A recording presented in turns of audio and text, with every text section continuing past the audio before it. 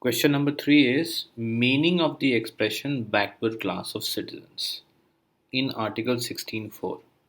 So, what do you mean by backward class of citizens and how they should be identified is the question.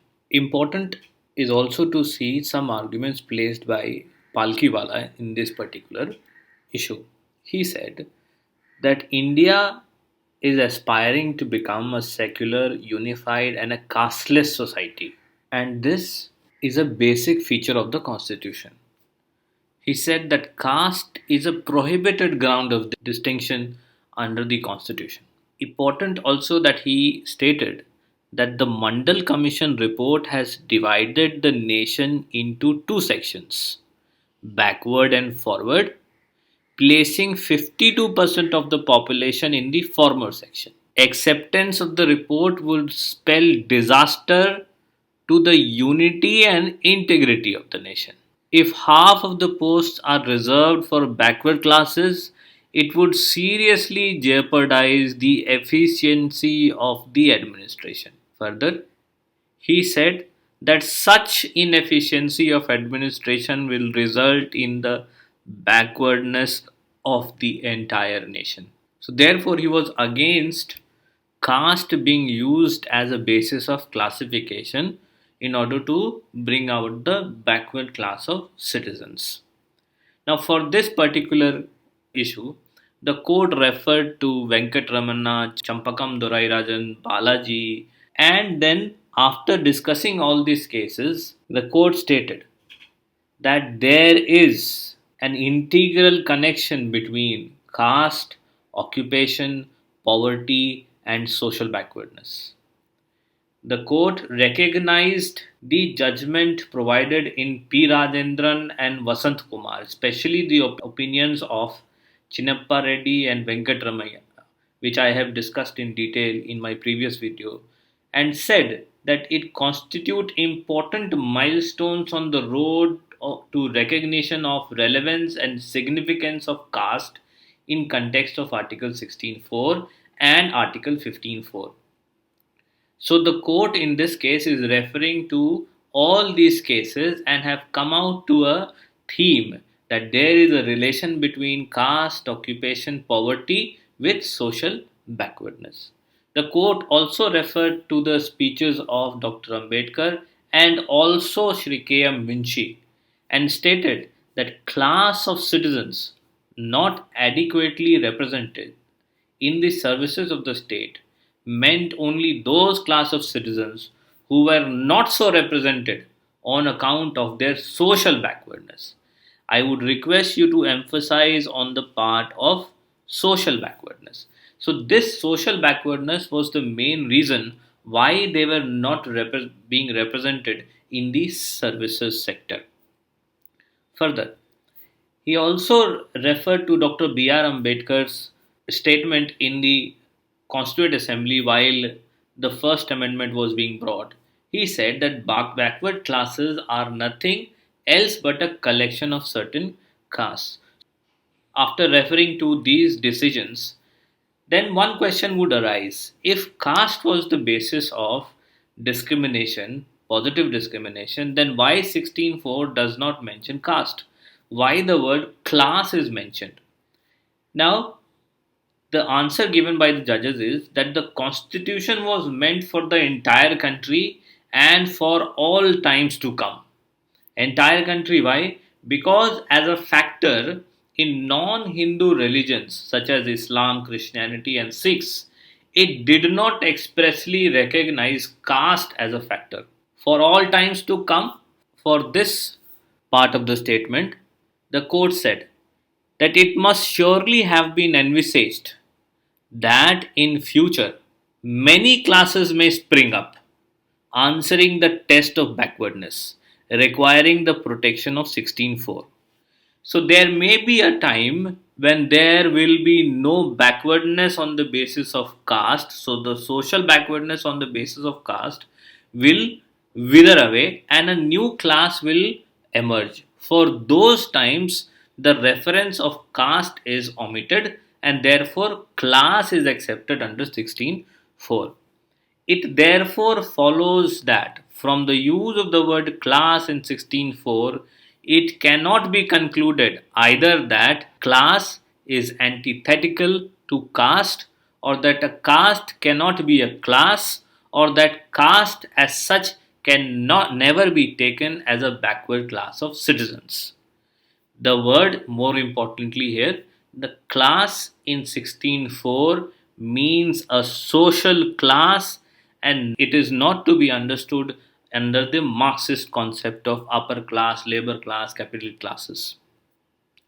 Further, in 779, this judgment says that the above material makes it amply clear that a caste is nothing but a social class, a socially homogeneous class.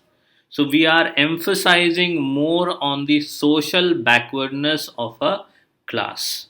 It says that in rural India, occupation caste nexus is true even today. So we going back to the earlier statement that there is a relation between caste, occupation, poverty, and social backwardness. So one of a good example is present here, which you can read on your own. I have highlighted it. But the crux is of the story presented here that caste occupation nexus still subsists in India.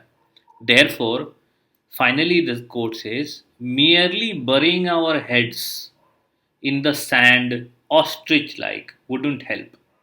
One cannot fight his enemy without recognizing him. The US Supreme Court has already said repeatedly, if race is the basis of discrimination, past and present, race must also form the basis of redressal programs. But the court said that in our constitutional scheme, it is not necessary to go that far, that only race or caste become the basis of classification. Part B of the same issue, that how will you identify backward class of citizens? So the main impetus here is that you have to find a social class which is backward. So how do you find a social class which is backward in a country like India, where caste occupation nexus subsists? So the court says the fact remains that one has to begin somewhere with some group, class, or section. The ultimate idea is to survey the entire populace, and any authority entrusted with the task of identifying backward classes may well start with the castes. It can take caste as a criteria and then determine whether it qualifies as a backward class or not. If it does qualify, what emerges is a backward class. Now, one more important thing is mentioned in paragraph 784, that if somebody is saying that caste should be excluded from considering or identifying backward classes, it overlooks and ignores a true purport of clause 2. It prohibits discrimination on any or all of the grounds.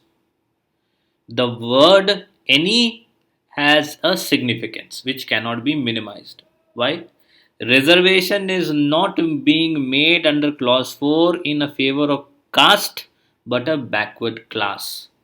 Once a caste satisfies the criteria of backwardness, it becomes a backward class for the purpose of 16.4. So you can use one of the factors which is prohibited in addition to an additional factor which is not prohibited. So it is not only on the basis of caste but caste plus an additional criteria.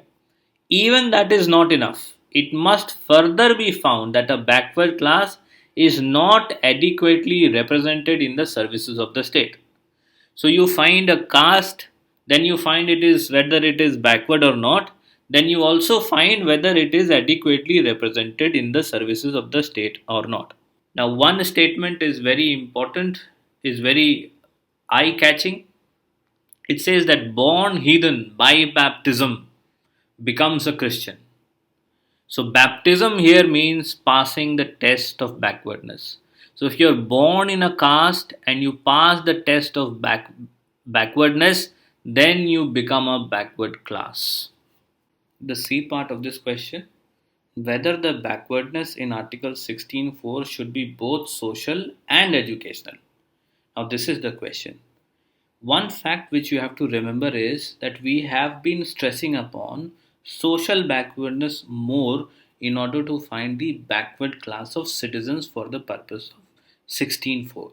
So the question is whether social backwardness and educational backwardness both is required. Now, this social and educational backwardness is indeed required for 15, but whether it is the same for 16.4 is the question. Therefore, the court in this case says that in our respectful opinion, the said assumption has no basis. So they are differentiating between backwardness of 16.4 and backwardness of 15.4. How? Now they refer to Article 340, which was already existing in the Constitution, and it does refer to socially and educationally backward classes. So the unamended Constitution, Article 340, mentioned SEBC, socially and educationally backward classes, and 16.4 mentioned backward class of citizens. So within the same document, there were two different criterias of backwardness. The reason is obvious. Backward class of citizens in 16.4 takes in scheduled tribes, scheduled castes, and all other backward classes of citizens, including the socially and educationally backward class. So they have recognized two different terminologies which are present within the same unamended constitution. They say certain classes which may not qualify for 15.4 may qualify for 16.4. So 16.4 has been given a broader ambit than 15.4. Therefore, it says that in Article 340, if SCBCs are referred, then it is only one of the categories of 16.4. Therefore, backward class of citizens in 16.4 are not the same. It would not be correct to say that they are the same as the socially and educationally backward class in Article 15.4. Saying so would mean imply reading a limitation in the beneficial provision like Article 16.4. Now, another important thing in paragraph 788, I have kept on repeating that for finding backwardness for the purpose of 16.4, there has to be a social backwardness. Further, if one keeps in mind the context in which Article 16.4 was enacted, it would be clear that the accent was upon social backwardness. It goes without saying that in the Indian context, social backwardness leads to educational backwardness, and both of them together lead to poverty, which in turn breeds and perpetuates the social and educational backwardness. Therefore, it would not be correct to say that the backwardness under 16.4 should be both social and educational. Social backwardness is enough. The scheduled caste and the scheduled tribes are without a doubt backward for the purpose of clause. No one has suggested that they should satisfy the test of social together with educational backwardness. This is 3D. So, mean test or a creamy layer. So, what is the emphasis of bringing about the concept of creamy layer?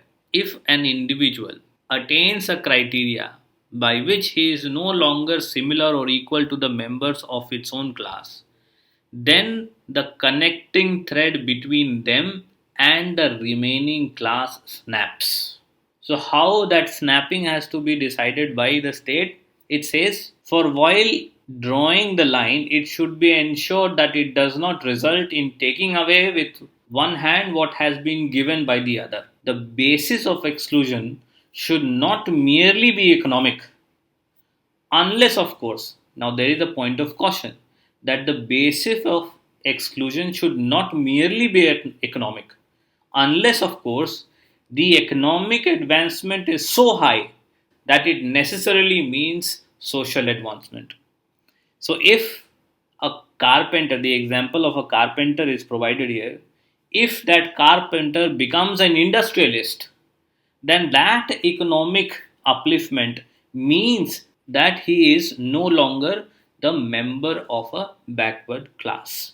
The income limit must be such as to mean and signify social advancement. Now, there are some examples as what will mean social advancement is present in these highlighted portion.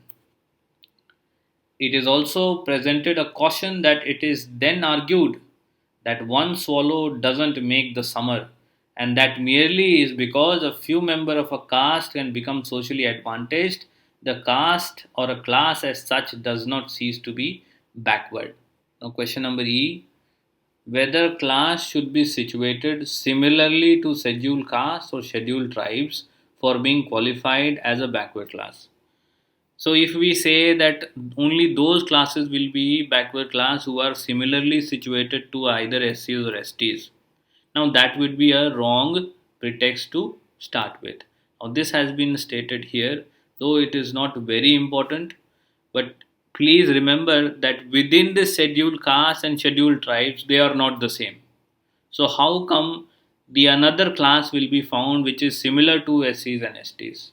Finally, court said that the test or requirement of social and educational backwardness cannot be applied to scheduled castes and scheduled tribes, who undoubtedly fall within the expression backward class of citizens. The accent in the Article 16.4 appears to be on social backwardness. So, scheduled castes and scheduled tribes are not socially and educationally backward, but they are socially backward. Now, question F. So, one thing which is important now, which will again be important for M. Nagraj and Jarnail Singh.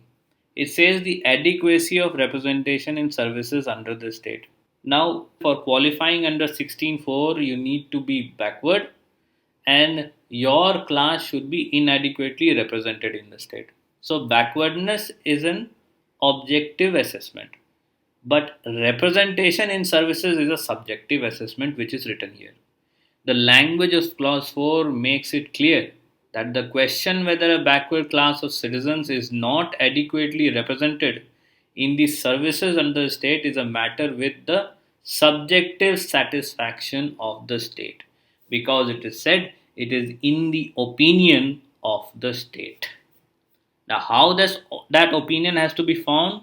On the basis of material it has in its possession already, or it may gather such material from any other authority. So that opinion has to be formed from a material. Question number 4, whether backward class can be identified only and exclusively with reference to economic criterion. So 16.4 mentions and emphasizes on social backwardness. Whether economic backwardness means social backwardness, no is the answer. The question number 3, that a backward class cannot be determined only and exclusively with reference to economic criterion. It may be a consideration or a basis along with and in addition to social backwardness.